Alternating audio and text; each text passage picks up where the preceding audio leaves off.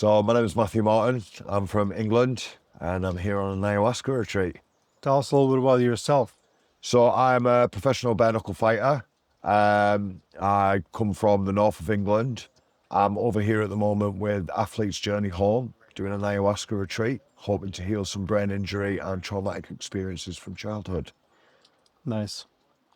You showed me some photos, and there's a video of you where and you can see your teeth being knocked out. Like, how did you get into that kind of stuff? So I'm an ex-heroin and crack addict. I've been sober for 3 years today. I don't drink, and I needed something to put all my energy into. So for years I've been fighting, for years I've been going through different stuff. When I got off drugs, I needed something to focus my energy into, and fighting seemed like a good way to get into that. I tried glove boxing, didn't excite me as much as the bare knuckle did, so I got into bare knuckle, and that's where I've really found I've got a passion for. Yeah. So obviously you had pretty traumatic childhood that brought you into addiction. I don't know if you want to tell us a little bit about that. Yeah, so when I was a child, I was sexually abused by a family friend for a few years. This resulted in me becoming a heroin addict from the age as a 12-year-old till I was about 26, 27. So I've spent more of my life on heroin and crack than I have off it. And when I got sober, I decided I needed to do some healing. And that's why we're on this retreat now, to try and sort of bring my brain back to what it was and sort of progress on the spiritual journey that I'm on.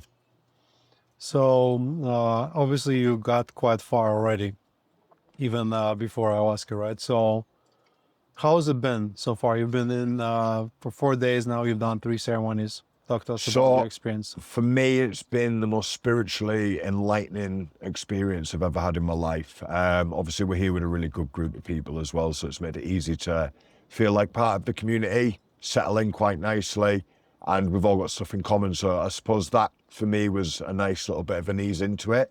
The first ceremony absolutely blew me away, like in terms of it was more than what I expected. It was everything that I needed, and honestly can't thank the retreat enough for like being able to go through that process. So my first ayahuasca experience was I had 2 cups, and recently my missus and me have had a miscarriage. I got to meet my child and speak to him, and he told me that he was safe in heaven. It just wasn't his time to be on earth, and to let his mum know that he was all right. And I got to speak to God, and he told me what my purpose was in life, that he's seen me pain, he's seen how much I've been crying over my life, all the trials and tribulations I've been through, and he assured me that the war was over. So for me, I think that was quite a grounding experience, mind-blowing, and for some parts of it, very mind-bending, and I didn't think I was going to get through it, but a truly phenomenal, magical experience for me. That's very beautiful. Thank you for sharing. And some people that are addicted, like AA programs, for example, they kind of see everything as a drug, and some of them will be like, yeah, like, oh, well, you shouldn't do ayahuasca because it's a drug and stuff like that. What would you like tell those kinds of people? So this is this exact conversation I had with someone before I come away. They were like, well, you've been sober for so long, Matthew, are you sure you want to go and do this? I said, well, if I seen it as a drug, then I wouldn't, but I don't. I see it as a medicine. Like, this medicine's been around thousands of years, and people are happy to stick paracetamol, codeine, ibuprofen in the body, and they're all man-made. This is natural, from the earth, God-given. And for me, if people have been using it for thousands of years and using it as a medicine, then why not still continue like that? If it's got the healing and it's got the foundations of what it actually has, then we should be pushing this out there and telling people this is going to save lives, it's going to heal brains, it's going to heal trauma. It gives people a really good foundation to be able to build upon. Like, you can go away and learn a lot about yourself. And I think if people see this as a drug, they're very confused about what it actually is. Yeah. So yeah, I totally agree with that. It's been a medicine for thousands of years. It's only been called a drug for a couple decades. So obviously you're going back home, and 2 days after you arrive, you have a fight. Yeah. Some people are really, afraid, like, oh, I'm going to drink ayahuasca and I'm just going to be so peaceful, I won't be able to fight. On the other hand, like, there's traditions where they would, engage with ayahuasca and then go to war. So like, how do you feel? Do you reckon you still got it? So I'm a big overthinker, and sometimes when I'm fighting, I can think about throwing a shot, and before I've thought about it, I've took 2 or 3 shots to the face. What I've learned with my experience with ayahuasca at the moment is it's sort of slowed my brain down enough to be able to triangulate my thoughts, which has given me a sense of peace in my head. So I'm hoping that transitions over to the boxing. I maybe don't overthink as much then, and I can just get stuck in and really just go into a flow state. Being in the moment. Yeah, both in life living in and the in present fight. moment and sort of not overthinking what I'm about to do and just doing it. Nice.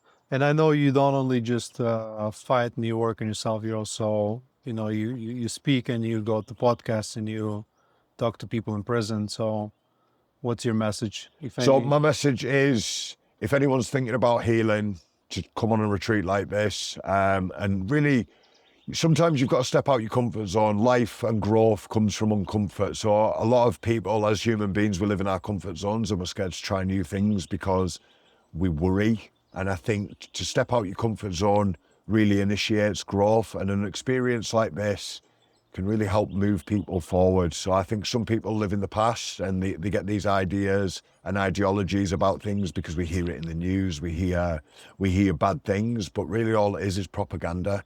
And I think if you are truly serious about healing yourself, come and experience something like this. Come and experience Mother Nature's medicine, because what can be more surreal than that, man? It's from Mother Nature to heal you and to heal us.